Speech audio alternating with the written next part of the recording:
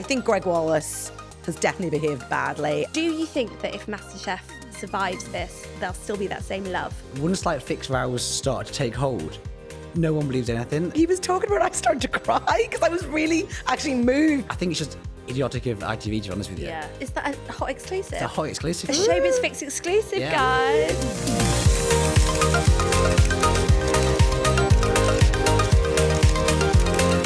This is Showbiz Fix, where the Sun Showbiz team give you the inside scoop on our biggest celebrity stories, exclusive gossip, and the lowdown on everything you're loving this week. And what a week it has been. MasterChef has imploded, Love Island is banging, and we've been chatting with Chris Hughes, JoJo Siwa, Ed Sheeran, Rob Brydon. Oh, and we've been to Malta with MTV. Now let's start with MasterChef, which has well and truly boiled over. So the BBC has released a bombshell report into the inappropriate behaviour on set, and it has seen both Gregg Wallace and John Torrode axed by the BBC. Now, Gregg was accused of inappropriate sexual language and humour, culturally insensitive comments and unwanted touching, but he says none of the serious allegations against him were upheld. John Torrode was accused of making a racist remark, but he says he doesn't remember this and he doesn't think it happened. He's even talking about taking legal action against the BBC for this. So, I mean, what is definitely true to say is the BBC has got a big clean-up on their hands, right? Kelly, what do you think about this? I really like MasterChef, so I'm a bit like, do you know what I feel saddest about? That they filmed two series. They filmed a normal series and a celebrity series, and they are going to show it, but we don't know when, and it's already been held for quite a long time. And I know people that have been on MasterChef and it has changed their lives. So I imagine those normals who have filmed it are like, please just show it so I can get it out there. But it feels incredibly tainted now. And I think that's the thing, they might just whack on the iPlayer and it won't get the sort of same hype. But yeah, it's really difficult because we don't know yet what John Torrode said. I don't even know if he knows what he said. And I think it's difficult when there wasn't a complaint made at the time. And of course, we shouldn't be using inappropriate language, but we don't know the context of what it's been said. So I just find it very hard to judge. I've met him quite a few times and he's really nice. So that I'm sort of quantifying that. I think Gregg Wallace has definitely behaved badly. And we've all been in situations where men have made inappropriate jokes at us. And we sort of go, but because we don't know how else to react to it. And I've spoken to some other journalists who have encountered that with Gregg. And I've sort of said he would make comments to me and I didn't know what to say, so I just smiled and went, please let this moment be over. Yeah. I think the really important point that you make is what matters here is the viewers. And like you say, there's these two series that have been filmed, one with Gregg, his last series, which was The Civilian, but now also John Torrode's last series, which is the celebrity version. Now, we did reveal in today's paper that the BBC does currently intend, that's the quote that we have, to wait until the dust has settled and then they will air those series. And I think that there's so many different ways of looking at this. Like you say, will it go on iPlayer? How are people going to feel about this? But it's the viewers that really matter, right? People love MasterChef. Do you think that if MasterChef survives this, there'll still be that same love? I think it will survive because, and I think it should, like we've talked about this morning and how we thought this morning was over with the Philip and Holly scandal. And I mean, even like strictly, like it has really weathered the storm of like scandal and it's still going. Because I guess at the heart of it, MasterChef is about cooking and it's about the contestants rather than the presenters. And I mean, Lloyd Grossman used to present it. Obviously, it was revamped with Gregg and John and it still worked. So I imagine Grace will probably stay and they'll bring in someone else. Maybe another woman, I would probably imagine. Oh. I don't know. Do you think they're going to bring another man in? Maybe they will, but I imagine two women will end up presenting it. I mean, men are the common denominator in this situation, aren't they? Just saying. Sorry, Jack. Fuming. Speaking for men. But ITV certainly seem to be standing by John Torrode. So we heard yesterday that they intend to continue airing his show with wife Lisa Faulkner, Lisa and John's Weekend Kitchen. Now, you've interviewed Lisa, haven't you? Yeah, Lisa is lovely. So I interviewed her for the cover of Fabulous in 2022 and we talked loads about John. And that's maybe why I feel a bit more like sympathetic to him because I saw quite a different side of him, the way she talked about him. She did say that his friends had commented when they got together, she had really improved him and made him less brash, and a bit calmer. But he was really cute. Like, she was telling me that every morning he left before her, and he would leave a little cup with a tea bag in it and a little note for her, being like, "Have a good day. Here's a cup of tea to get you going," sort of thing. And I was like, that's quite sweet. Okay, well, certainly every single day it feels like there's new revelations about MasterChef. But as a viewer and a fan, it would be nice if the show itself could survive and just get back on an even keel. Definitely. Speaking of a show getting back on an even keel, we need to talk about Love Island. Shock, Flick wants to talk about Love Island. Now, in today's paper, I'm obsessed with this. So, on Love Island, they have something called a dry run, which is where a cast of sexy young things go in and essentially test out the villa. They run through some challenges. They essentially live the life of an islander to check the villa works, basically. That's a good job, that. I know. We didn't know this how happened. did you do that? I didn't know this happened until I read your story. Yeah. So, I mean, best job in the world, right? Free holiday. So we already knew that Lauren Wood, who is a Casa Amor girl, had been one of this year's dry runners. So today I revealed in the paper that Ty was also a dry runner. So he's one of the lads. He then became a Casa Amor boy. Well, shock, on the dry run, they hooked up. So now they are both back in the main villa, having been chosen by an OG from Casa Amor, pretending like they don't know each other when actually they hooked up on the dry run and continued to see each other on the outside before jetting back to Mallorca for Casa Amor. So is that the producers telling them not to act like they know each other, or is it strategy? What is it? So once I knew this information, the conversations that they'd had on screen made total sense because they seemed a bit weird. He was saying things like, "I think we'd get on." All of these things. And she couldn't keep a straight face. She was just laughing. He was saying, "We've not really spoken, have we?" And she just started laughing. Now, the point that's been made to me by a show sources, it's very difficult to explain this to the viewer because they can't be talking about the dry run. That's like saying, we do a dress rehearsal. So how do they navigate this is basically the point that Love Island... Don't put the same people back in the Yeah. villa. Like, that's ridiculous. There's plenty of people with young, hot things. This was my point. I was like, maybe stop using the dry run as an audition and just use your auditions for auditions. Yeah. That would navigate this problem.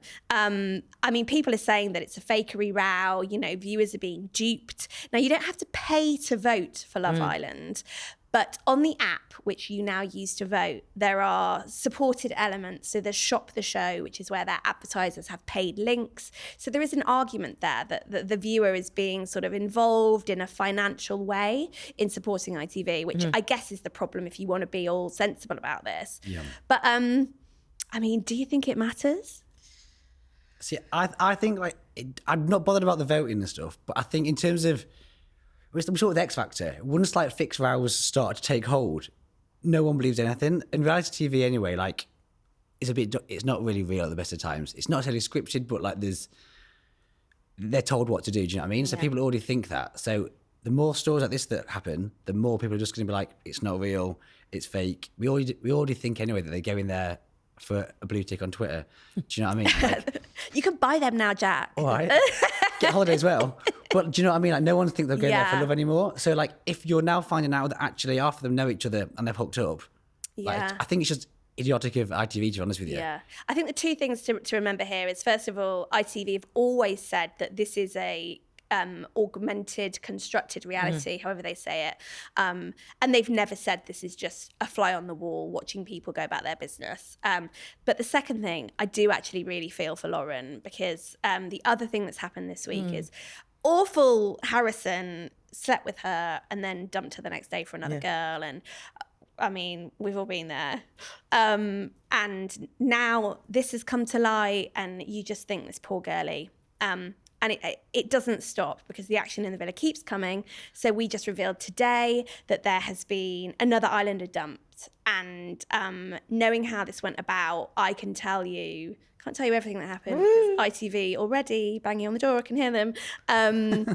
It's savage. This poor islander, I just thought, wow, they're a main character of this series as well. So it's going to be a big impact. I love this show. I think Love Island has been really back to its best. And I think it's really interesting the way it's reflecting the way Gen Z date. And I mean, I am not a Gen Z, Jack, you can probably tell us better than me. But like, they're not getting into relationships. They're not sort of like closing themselves off. They're just kind of like, well, I'll be with you, I'll be with you, I'll be with you. And I think that's a bit more what young 20-somethings date like now, rather than when us oldies used to go on dates and get boyfriends. Yeah, I agree. It's there's been this debate raging around Helena, for example, who puts up with all sorts of behaviour from Harry. And my point has been, I quite like the fact that she's gone, oh, I know he treats me like absolute rubbish, but I fancy him. I'm going to be here for another couple of weeks and might as well be with someone that I fancy. Because none of them are going in there to find the husband and father of their kids, are they? Let's face it. I mean, Olivia Bowen would tell you otherwise. Yeah, but back then she didn't expect that from him who'd already been off with Miss GB, right? There's definitely been more sex this series, which is something that... but we don't see it anymore. We don't know. Yeah. And what I think is interesting is the reason why we have seen Lauren and Harrison's sex scenes play out is because they've always said if it fits with the storyline and it explains behaviour, they will show it. And certainly they had to show this because it's been so part of why she's been so devastated and like fair play. But certainly it feels like everybody's talking about it. There was actually a piece on BBC News this week, Love Island makes BBC News, saying it's shown a huge change in viewing behaviour because people now watch Love Island by TikTok. Yeah. And ITV have certainly reported this, and we've even seen it here at The Sun. All of our traffic, and certainly the same for ITV's viewing figures, people watch it via TikTok. So does that mean that people now will be almost trying to create a 30-second brilliant moment instead of... 30-second wonder. Maybe that's what they would need. Yeah, well, Harrison... What, love? I just think it's really interesting. Like it's almost this show which is completely changing viewing behaviour. I've only watched Made in Chelsea via Instagram for years. So. I do think as well, like it's worth saying about last night's episode with Cash and Ty. That was such a good moment. Like we've talked a lot about the toxic men that've been there. So this was them both crying And being and actually Ty going to Cash, it's okay to cry. It's better that you cry and get up. And I was like, I think there's so much about men not crying that it's good to be like, yeah, we're lads and we can cry. I thought it was a nice moment. Even Harrison had the good grace to feel a bit upset about what he'd done, but have a low opinion of that boy. Wow. Shock horror. Right, well, let's move on to a much nicer boy, Chris Hughes. Oh, Kelly, you love him. Look at a little face. I'm not like giddy now. Do you know what I was so giddy about is this was the chat that everybody wanted. So we sat here in this studio talking about Chris and JoJo on Celebrity Big Brother. And then it became the love story that we never thought would happen. Thought it was a showmance. And here we are, a couple of months on, and it's romancing. And Kelly, you heard firsthand. Yeah, so I've known Chris since 2017, since he did Love Island, and I really wanted to put him on the Fabulous cover when we came out. And we don't really do boys, but we had a bit of chat, and he wanted to do the cover, and we're like, let's make this happen. And to be honest, finding the time to do it was impossible because he is a busy boy. And on top of that, whenever he was like, JoJo's here, his manager's like, he doesn't want to work when JoJo's in the country. And I was like, because he wants to just be with her every second. So then the day before we were due to shoot him, I saw on TikTok, she had arrived in the UK to surprise him. I was like, oh my God, they're going to cancel this shoot. And then I got a little text going, can JoJo come to the shoot too? And I was like, can she? Yeah. Would she like a car? But yeah, so JoJo and Chris came together, and like, it was really interesting to actually see them interact. And, you know, it was our studio shoots, Fabulous shoots, are pretty relaxed. Like, we all know each other. We all work together at Fabulous. So quite quickly, like, I felt Chris and JoJo relaxed too. And his manager was there, who I know quite well. So it was a really nice sort of atmosphere. Like, they were sort of like kissing and cuddling in between shoots. And like, when I arrived, they were like, their legs were like interlocked, and they were like holding hands like this. I don't know what they were doing. Is it a bit much? No, it's not, because, you know, I've been on shoots where it is too much. It didn't feel like that. It was just like it felt really supportive, because like, he was stripping off, he was getting a bit naked. And I think he felt like, you know, he's a hot guy, but I still think he felt a bit self-conscious. There's a lot of people looking at you, and she was really like, you look amazing, babe. And it's like, oh. And she was taking all these videos. She goes, this is just so we can look at it later. I was like, all right, okay. That is quite cute, to be fair. I was at the rap party for Big Brother, and even there, obviously it's very early days, but they there is definitely chemistry because I watched the show and I just thought it's not real. Like, I thought people were in it for clout, but like during that rap party, obviously it all went wrong for JoJo and her ex now. But like when she was with Chris, they were just in the sort of corner, and you could just tell that they just had chemistry and they just got on. Yeah. So like I do think, I mean, don't get me wrong, I still find it quite weird. I can't believe it's happened and they're still together, but it is also nice. You know what I mean? So good luck to him. I think it's really nice. Well, I wrote in the piece when we went, me and him went off to do the interview because he's like, I'll be embarrassed talking about her in front of her. And like he was talking about it, I started to cry because I was really actually moved by this guy who was so into this girl. And I was like, that's so lovely. I mean, again, is it a bit too much? He is very romantic. He is very sweet. I mean, he writes her love letters. Like when they're not together, he just writes her. I think it's quite old school. What is all these men leaving their women notes? I hope my husband's watching. I love a note. I love it. Listen, write me love letters. I'll take them. Well, I mean, God, watch this space, marriage, babies. Well, he said he can visualize marrying her. Now they've only been together 2 months, so it is early days, and they still got to engineer the fact she lives in America and he lives here. But he has had the seal of approval from her parents. I did notice on his Instagram post about the cover, JoJo's mum wrote, "Can't wait to plan the wedding with your mum."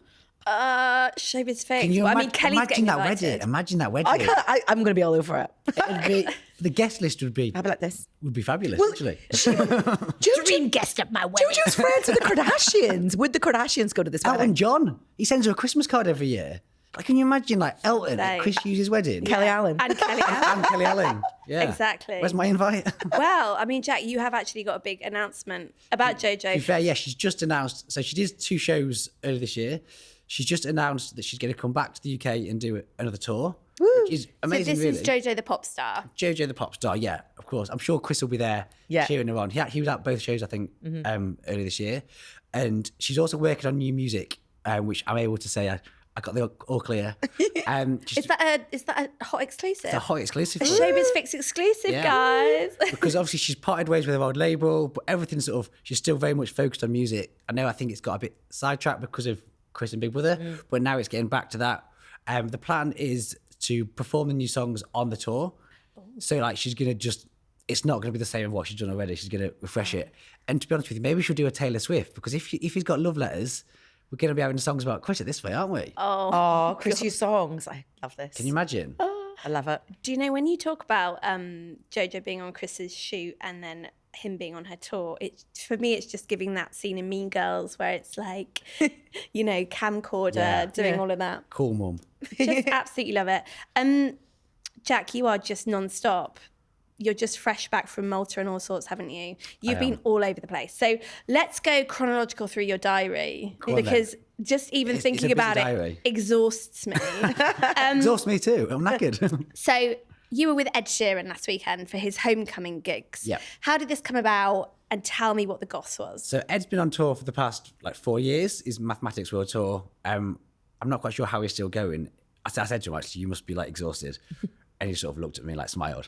But I was thinking he probably is. But he'd got 3 huge homecoming gigs in Ipswich, which is obviously where he's from, at the football stadium there, Portland Road. And he actually said that he considered doing Wembley gigs, but he just thought it didn't feel that special. And when he said that, it made me sort of smile, because you've reached a level when playing Wembley is not that special. But what he meant, I was like, all right, mate. But what he means is that he has played Wembley before. He'd never played his hometown at the stadium, and he wanted to. It was literally a coming home thing. Yeah. So when we got there, so there's a marina as well. It's actually really pretty. There's some really nice parts of it. Shout out Ipswich. Shout out Ipswich. Never been there before. Never in Ipswich. No, now we have. And the boats had got Welcome Home Ed signs on. Lovely. The Burger King had got a meal deal for Ed special. Oh. They really were Yeah. He's their boy. yeah. So you went backstage Yeah, I did. and you interviewed Ed. What was he saying? Yeah, so basically, because he's just been on the road so much, he's not been doing, did a little bit with the BBC, he's not been doing press, but I think he actually is a fan of Bizarre, to be fair. I know he says he does look at it, he does read it. I think he likes to keep up with what's going on and not be in a bubble. So yeah, we were really lucky that we were the only ones there. We met him before the gig, which was nice, because sometimes it's after and you sat there waiting for hours. Yeah. And it was just sort of backstage, I was just playing with a football, because I was just sat waiting for him. I can't play with footballs. I was going to say. It seems very off-brand for you to play with a football. I mean, to be fair, yeah, my mum read the piece and she called me and she goes, I read it 3 times because I was like, that's not you playing football. I was like, oh, hi, mum. Yeah, Fakery row. it's true, all right. I was bad about it, but I had to go. Anyway, so he came in and he was just so normal and he actually seemed to care about you. So, like, we weren't meant to be there for that long. And the PRs very politely tried to sort of get us to do a photo and move us on. And he was like, no, it's fine. And I was asking where I was from. I told him I was from a little village. He then told me about his little village. It wasn't just going through the motions. Do you know what I mean? Yeah. And you've met like the biggest of names, Kylie, Shania, Lionel Richie. I'm just trying to like rapidly remember all of your biggies. But Ed, how's he ranking in among those people? I mean, I don't know if it's because we're both sort of British as well. So we did just sort of click. And because no one was trying too hard. As I said, like, I was just sort of like chilling in there. He actually got a stack of 9,000 Polaroid pictures. So as he was talking to me and as he walked signing in, them? constantly signing, it was giving magician because he was able to sign it and put it under the bottom pack and do the next one. And I obviously found this funny, but he's got 9,000 to do, which is for signed copies of his album, right? And they slotted that in, yeah. And he was like, I just do it everywhere, and he'd got it because I was looking at the signature. I was thinking, are you missing the page, mate? But perfect. That's fascinating. That's the kind of details I would watch the Fix for. Absolutely.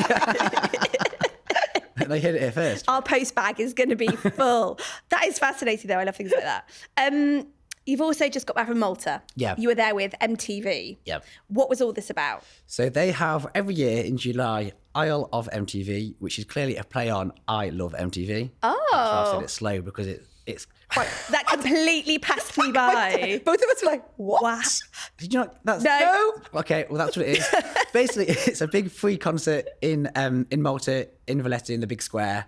Over the years, they've had some like huge people. This year, amazing acts as well. Ella Henderson was there for the Brits. She was amazing.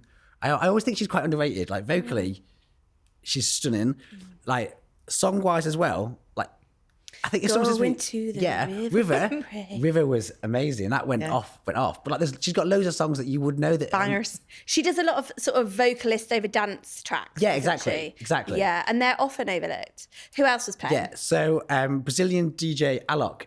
So he was the. I'm not across his work. Well, you say this, but again. Oh. And to be fair, I mean, I think I worded it a bit better than this, but I did say to him, like, mate, I know your Western hits because he's had songs with Kylie, BB Rexha, Ella Henderson.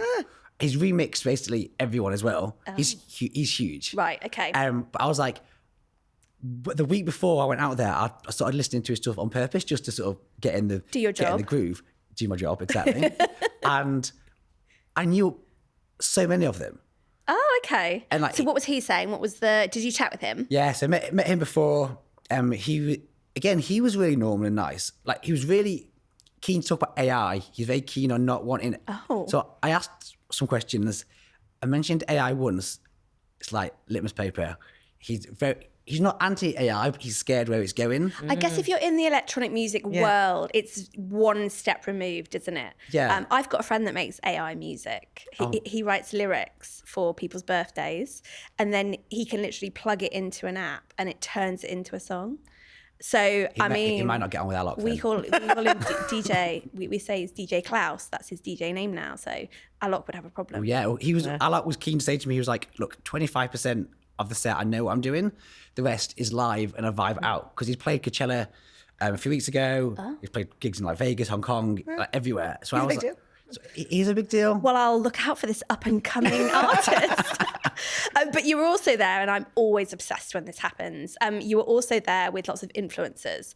Influencers in the wild. You don't have to name names, but what were they like on this Hollybobs? Well, I always find it fascinating because I do love an Instagram post, don't get me wrong. TikTok, I don't think I've ever done like a TikTok dance really. But Instagram, I'll just put anything on my story. I'll take a photo, post it, done, Yeah. Of course, for the grid, I'll give it a little, lighting and stuff. But Yeah. it's messy, but I am a bit messy at times, so that's fine.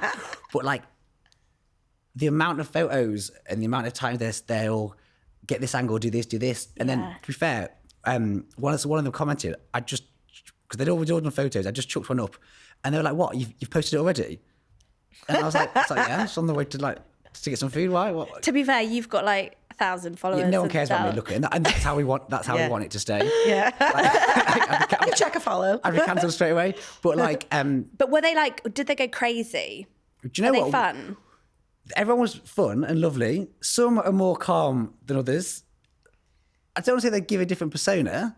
Oh. But there's some certain are more party going. Do you know what? Fair play. I guess it also depends on, how busy they are. Like I like. Yeah. Cause I've Are there had any a that busy you're going week. to stay pals with? Is there a WhatsApp group? There's a WhatsApp group, but I wasn't in it. Oh, Jack! Burned. I don't think they want the Sun journalist. Oh. There was one for influencers and celebs, and then one for me and the PR. Jack. Okay, well, on that bombshell. Done from the island. Oh, Jack. I don't know what to say. It's all right. I feel bad for asking that question now. I'm okay. Or do I? You loved it. Right, okay. Kelly, what are you binning and binging this week? Well, I'm binging Myleene Klass. Oh! So Myleene Klass has been on the Fabulous cover the most times ever, 14 times. She has them all framed up in her house. Oh, that's cute. So she has become a real friend of Fabulous, real friend for me. And last night she had this little soiree, which she invited us to. Where was it? It was at a bar called 42 beside Gymkhana, which is kind of near Mayfair. Was it fancy? It was incredibly fancy. And she had it because yesterday she got an MBE. Woo! So it was really nice and lovely. And there were lots of celebrities there. The Appleton sisters were there. Christine Lampard, Vanessa Feltz, Kate Thornton. Lots of celebrities all just there cheering on Myleene. And it was just lovely. She had a huge cake, really fancy cocktails. All the cocktails were Myleene inspired. I was drinking the Class ceiling. Was there a white bikini themed? There was not a white bikini. She did Right. say she had a lot of funny cocktail titles she didn't use. But the one that I liked, there was one that was called MBE Major Boss Energy. Oh, yeah. See what nice. she did? But what I loved is she got this MBE for her services to women and to raising awareness about miscarriage and working with miscarriage charities. And she got her MBE yesterday from the King. Oh. And actually talked a bit about this and was saying about the fact that women's issues, they don't get very much funding, not very much research. And she said she actually got to talk to him for quite a long time and he was quite shocked at the fact that miscarriages, there have to be 3 before they actually investigate them. And she's like, you wouldn't have that with a heart attack. And he was like, no, I don't think you would. So she's just doing good for us. So I am absolutely binging her. She is amazing. I don't know how she does it with 3 kids and a very busy career, but she is a great advocate for everyone. Oh, we Love love her. that. Good energy. What are you binning? I am binning the Emmy nominations. Oh. I just am thrilled Sharon Horgan's got one. She's brilliant. And, I'm not on board with Severance. It got the most. I just think there was a lot of things missed out. I really enjoyed Squid Game. It did something quite unique and amazing. Didn't get any. But I'm most annoyed for Jack Lowden. He's in Slow Horses, Scottish actor, amazing. Didn't get one. But what I'll say is he's married to Saoirse Ronan, who is always snubbed by awards. She never wins them, even when she's nominated. So at least they can sort of comfort each other and she can be like, Jack, I know Yeah. what it's like. It's okay. And at least they have each other. We've actually got a little bit more on this year's Emmy nominations and the major snubs.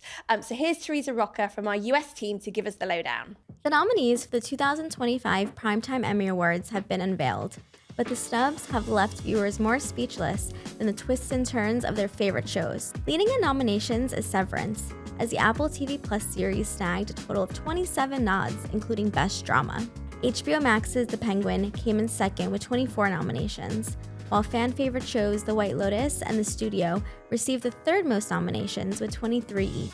While impressive, it was the snubs that delivered the biggest surprise of the nomination. The Voice did not receive a nod for Outstanding Reality Competition Program for the first time since 2012. Selena Gomez was also snubbed for Only Murders in the Building despite receiving her first nomination last year for Outstanding Lead Actress in a Comedy Series. But she wasn't alone, as her co-stars Steve Martin and Meryl Streep also missed out on nominations. Yellowstone's Harrison Ford and Helen Mirren were also left out of the running, as well as Renee Zellweger for Bridget Jones' sequel, Mad About the Boy.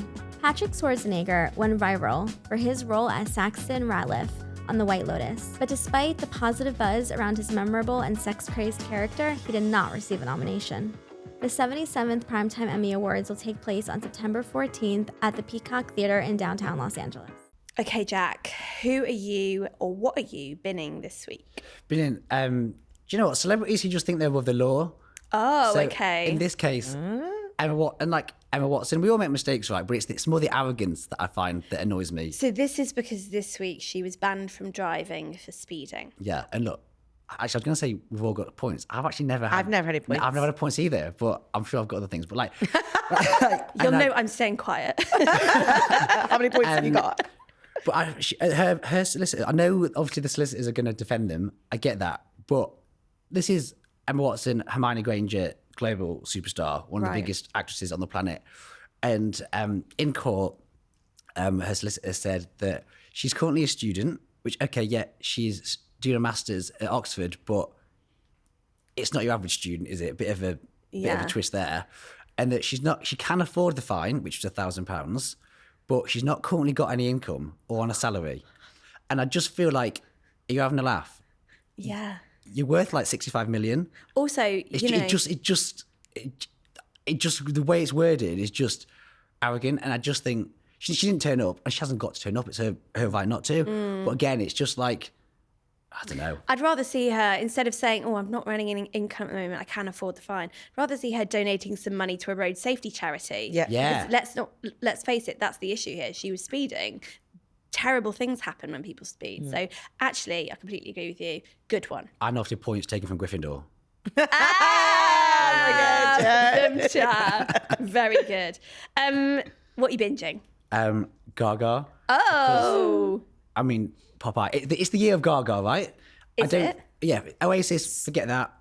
Like, we're not. We're slamming Oasis. We're not even going there. Gaga has had the biggest year. Obviously, her album Mayhem, probably going to get nominated for Album of the Year at the Grammys. Her Coachella performance was, I'd argue, best of all time. Not just for her, for anyone at Coachella. Don't come for Beyonce fans. The tour started last night in Las Vegas. Oh, okay. So this is the new bit. Yeah, so literally only a few hours ago. She's probably still really tired somewhere backstage. We had someone there. It looks absolutely phenomenal. So her Coachella show was amazing anyway. It's that and then some. Oh. So she's playing arenas for the first time in 10 years. She comes to England at the end of September. And when people saw she not doing stadiums, there's a lot of like, why is it not stadiums? But personally, I prefer them because you can put on more of a show. Yeah. And she's gone all out with that. She's adding in like really sort of like deep cuts from like the first album. So Summer Boy, she's not performed that since 2007, I think it is. Oh, wow. That's on the set list. Like she's just, it is for the little monsters, yeah. For the little monster. Jack is the little monster. The paws are well up. Paws not paws up. Pause. Oh, that was embarrassing, wasn't it? It was, yeah. But no, it looks incredible. Okay, so I, this week, am binning Too Much on Netflix. Everyone was really excited by this. This was Lena Dunham. Obviously, Girls was amazing. I just think it's really naff. So this is basically based on a woman who an American woman, loves British rom-coms, has this Hugh Grant fantasy, has her heart broken and moves to London hoping to live out her dream. It's just really naff and cheesy. The script is terrible. I watched one episode and Netflix was like, next episode. And I was like, no, thank you. The Fergie video is good though. Have you seen that? Well, yeah, but I'm not watching a whole Netflix series just based on a music video. I'm really sad about this because I'm really excited about it. Yeah. Well, I mean, some people might love it, but not for me. However, binging, TV is about to get really good. I would say this, you're not going to be surprised that some dating shows in here, but the thing that I'm most excited about is the BBC's new big challenge show, Destination X. So this is coming up on July 30th. I chatted with Rob Brydon about this, and he's the host, and you can just imagine how brilliant he is. It's a cross between The Traitors and Race Across the World. And those are both incredible shows. Basically, Passengers on this epic trip get put on a blacked out bus, and at the end of every episode, they have to place on a map where they think they are in Europe, based on a few clues, a lot of red herrings. And I just think it's incredible. When I was watching along with this with a group of journalists, we were immediately all guessing away, which I think is such a good sign. I think it's going to be perfect family viewing. It's going to go mad online. It almost turns all of Europe into a huge board game. It's going to be incredible. But also, Perfect Match, Netflix's amazing dating show, is coming up at the beginning of August. Love is Blind, UK Series 2 is back in August. And then Davina's new dating show, Stranded on Honeymoon Island, also coming up for the BBC in August. So I don't care if the weather's good anymore, because I'm going to be watching telly. As everyone should. There we go then. Anyway, that's your Showbiz Fix for the week, and you can get a whole lot more telly and entertainment news if you subscribe here on YouTube, and you can hear us in your ears wherever you get your podcasts. See you next week.